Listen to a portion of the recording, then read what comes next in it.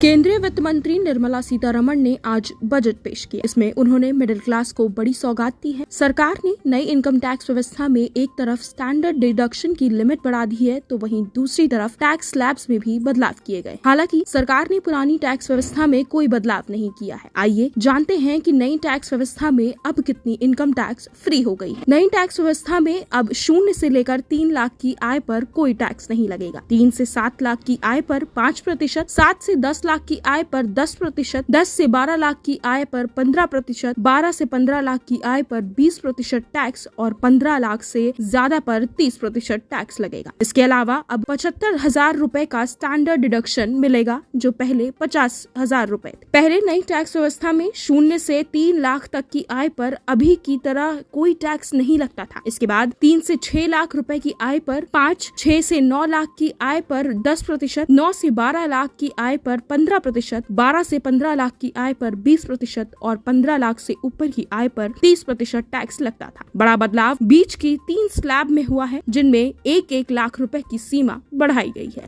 देश को विकास की नई ऊंचाई पर ले जाने वाले इस महत्वपूर्ण बजट के लिए मैं सभी देशवासियों को बधाई देता हूं।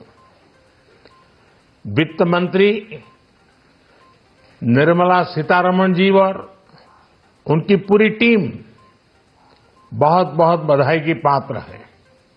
साथियों, ये बजट समाज के हर वर्ग को शक्ति देने वाला बजट है।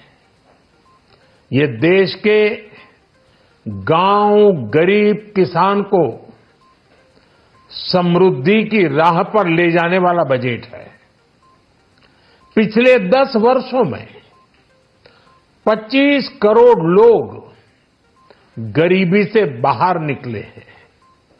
ये जो न्यू मिडिल क्लास बना है, यह बजट उनके सशक्तिकरण की निरंतरता का बजट है। इन नौजवानों को अनगिनत नए अवसर देने वाला बजट है।